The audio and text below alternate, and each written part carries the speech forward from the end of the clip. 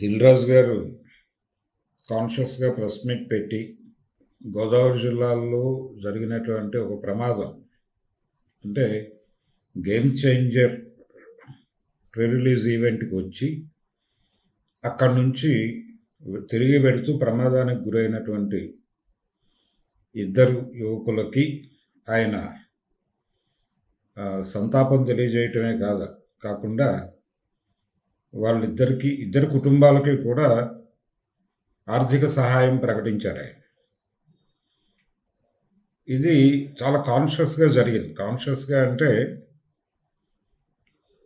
సంధ్యా theatre incident cinema వాళ్ళ మీద కొంత ప్రభావం చూపించిన మాట వాస్తవం. జనరల్గా ఇలాంటివి దులిపేసుకుని వెళ్ళిపోయేటువంటి పరిస్థితిలో ఉంటారు, కానీ ఇది దులిపేసుకుని వెళ్ళిపోయే పరిస్థితి కాదు అనే విషయాన్ని వాళ్ళ బుర్రల్లోకి ఇంజెక్ట్ చేయడంలో రేవంత్ రెడ్డి గారు చాలా సక్సెస్ అయ్యారనేది అనిపించింది నాకు దిల్ రాజు గారి ప్రెస్ మీట్ చూసిన తర్వాత. ఇది ఒక అంశం అయితే, ఈ టికెట్ రేట్ల పెంపు గురించి ఆయన మాట్లాడుతూ ఇక్కడ ఇమేజ్ ఉంది కదా, ఇక్కడ మన హీరోలకు ఇమేజ్ ఉంది కాబట్టి ఇక్కడ వర్కౌట్ అవుతుంది, ఇతర ప్రాంతాల్లో మనం సినిమాను ప్రమోట్ చేయాలి కాబట్టి, అంటే ఎవరు కొనుక్కున్నారో వాళ్ళు ప్రమోట్ చేసుకోవాలి కాబట్టి అది వాళ్ళ బాధ్యత అవుతుంది అన్న టోన్లో ఆయన ఉపన్యాసం నడిచింది. ఇక్కడ స్ట్రైట్గా ఒకటే ప్రశ్న దిల్ రాజు గారికి, అదేంటంటే, అయ్యా మీరు బిగ్ బడ్జెట్ సినిమాలు పాన్ ఇండియా సినిమాలు తీస్తున్నారు, బాగానే ఉంది, అయితే మీ పాన్ ఇండియా సినిమాలు ఎందుకు తీస్తున్నారు, ఎందుకు ఇంత ఖర్చు పెడుతున్నారు అంటే, మీకు మార్కెట్ విస్తరించింది కాబట్టి డబ్బులు పెడుతున్నారు, మీకు డబ్బులు వస్తున్నాయి కాబట్టి డబ్బులు పెడుతున్నారు. మార్కెట్ విస్తరించినప్పుడు ఆటోమేటిక్గా డబ్బులు వస్తాయి. మీరు ఒక రాష్ట్రంలో వ్యాపారం చేసుకునేటప్పుడు పెట్టేటువంటి డబ్బులకి 14 రాష్ట్రాల్లో వ్యాపారం చేసుకునేటప్పుడు పెట్టేటువంటి డబ్బులకి ఖచ్చితంగా తేడా ఉంటుంది. ఇది మీ మార్కెట్ ఎక్స్పాన్షన్ కోసం క్వాలిటీ సినిమా తీయాలి కాబట్టి, క్వాలిటీ సినిమా తీయాలంటే డబ్బులు పెట్టాలి కాబట్టి చేస్తున్నారు. గతంలో హిందీ సినిమాలు వాళ్ళు చేసింది ఇదే, బాలీవుడ్ చేసింది ఇదే. బాలీవుడ్ సినిమాలకి, బాలీవుడ్ హీరోలకి రెమ్యూనరేషన్లు సౌత్ ఇండియన్ సినిమాల కంటే ఎక్కువ ఎందుకు ఉండేవి? వాళ్ళ బడ్జెట్లు బిగ్ బడ్జెట్లు ఎందుకు ఉండేవి? షోలే లాంటి సినిమాలు వాళ్ళే ఎందుకు తీయగలిగారు, మనం ఎందుకు తీయలేకపోయాం?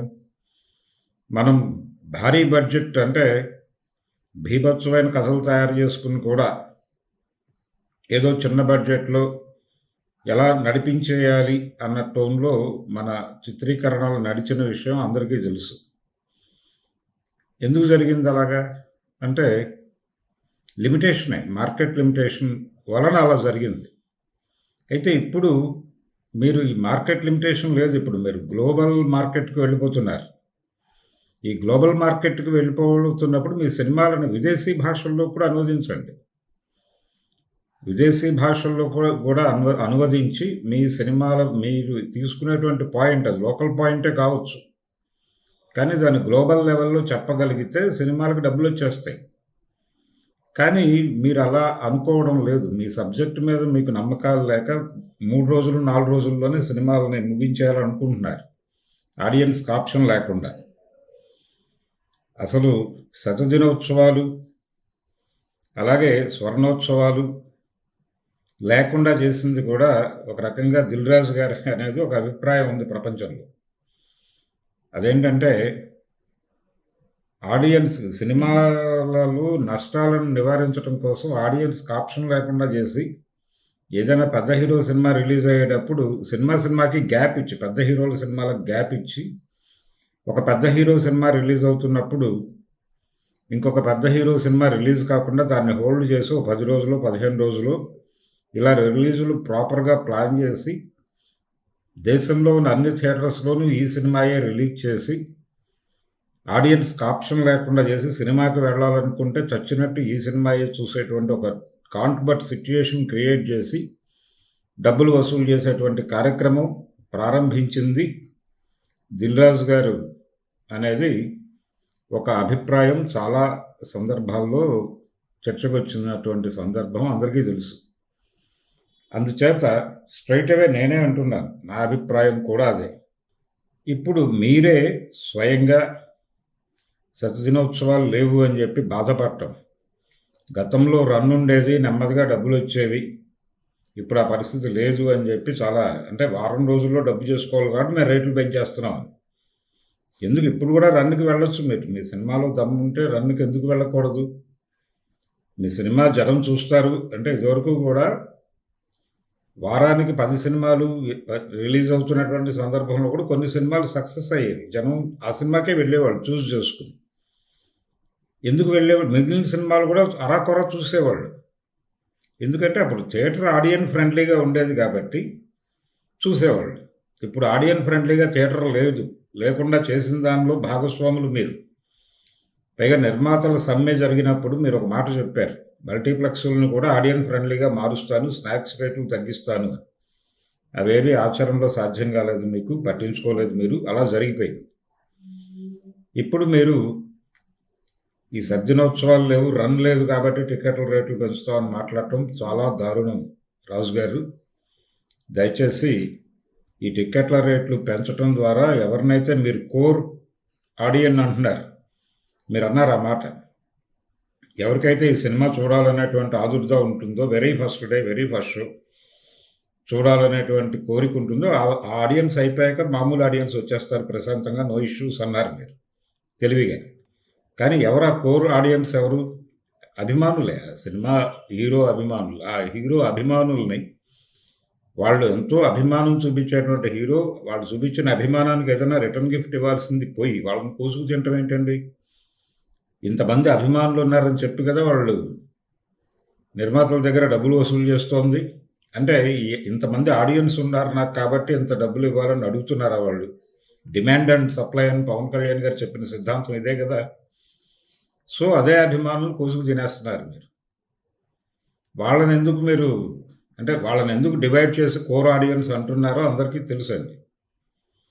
కాబట్టి ఇది ప్రాపర్గా అనిపించలేదు. మీ ప్రెస్ మీట్లో మీరు మాట్లాడిన సందర్భం మీకు తెలంగాణ ప్రభుత్వం కూడా క్లియరెన్స్ ఇచ్చేస్తుంది అని నేను బలంగా విశ్వసిస్తున్నాను.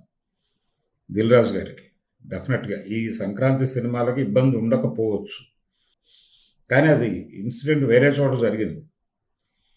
వెంటనే ఈ ఇన్సిడెంట్ జరగగానే వైఎస్ఆర్సీపీ వాళ్ళు ఎంటర్ అయిపోయి వేరే కామెంట్స్ చేస్తున్నారు. అది ఇంకో గొడవ, విడిగా మాట్లాడుకుందాం, దీనిలో కలపచ్చు ఇది. సో దిల్ రాజు గారు కొంచెం అభిమానుల కష్టాలను దృష్టిలో పెట్టుకుని థియేటర్ల దగ్గర బ్యానర్లు కట్టేవాళ్ళు, చొక్కాలు చంపుకునేవాళ్ళు, నానా కష్టాలు పడేవాళ్ళు, పాలాభిషేకాలు చేసేవాళ్ళు, హీరో సినిమాలకు డేస్ అంటే బోర్డులు రాకపోతే డబ్బులు ఇచ్చి బోర్డులు పెట్టించేవాళ్ళు, ఇన్ని కష్టాలు పడేటువంటి అభిమానుల్ని మీకోసం, మీ సినిమా ప్రమోషన్ కోసం మీరు ఏర్పాటు చేసే ప్రీ రిలీజుల్లో అరిచి గోల చేసేటువంటి అభిమానుల్ని మీరు కొంచెం మరీ వాళ్ళకి సినిమా కాస్ట్లీ కాకుండా చూడాల్సినటువంటి అవసరం ఉంటుంది కదా. ఒక్కసారి ఆలోచించండి. ఆలోచించి ఈ ధరల పెంపు అనేటువంటి కార్యక్రమాన్ని ఆపేసి సినిమాని జనాలకు చేరువుగా తీసుకెళ్ళటానికి, జనాలు మళ్ళీ రావటానికి అనుకూలంగా థియేటర్లను మార్చండి, థియేటర్ని ఆడియన్ ఫ్రెండ్లీగా మార్చండి. అది ఆ మాట కూడా వచ్చింది ప్రెస్ మీట్లో ఒకరు అడిగారు, థియేటర్స్ ఆడియన్ ఎన్వీగా ఉన్నాయి, అందుకని జనాలు మళ్ళీ రావడానికి భయపడుతున్నారు, జనాలు మళ్ళీ వచ్చే వాతావరణం మీరు కల్పించండి అన్నప్పుడు మీరు ఈ మాట చెప్పారు. Core audience, non core audience అని చెప్పి ఒక సిద్ధాంతం చెప్పారు. అది డెఫినెట్గా కరెక్ట్ కాదండి. మీరు ఏదో demand and supply, core audience, non core audience, ఈ సిద్ధాంతాలు రకరకాలు చెప్తున్నారు, కానీ ఆడియన్స్ థియేటర్ రాకుండా చేయాలని మీరు కుట్ర పన్నుతున్నారు అనేది వాస్తవం. మల్టీప్లెక్స్ ఆడియన్స్ని విడిగా ఒక మార్జిన్ గీసేసి, దయచేసి ప్రభుత్వాలు మీకు అనుకూలంగా ఉన్నాయి కాబట్టి మీరు ఇష్టం వచ్చిన నిర్ణయాలు తీసుకుని సాధారణ ప్రేక్షకుల్ని వేధించే, ఏడిపించే, అభిమానుల గొంతులు కోసుకు తినేటువంటి కార్యక్రమాలు విరమించుకుంటే మంచిదని చెప్పడం కోసమే ఈ వీడియో చేస్తున్నాను. అన్నట్టు రాజుగారు ఒక విషయం చెప్పడం మర్చిపోయాను మీకు, సారీ. అదేంటంటే దీన్ని కుమ్మక్కు రిలీజులు అనేవాళ్ళం ఆ రోజుల్లో.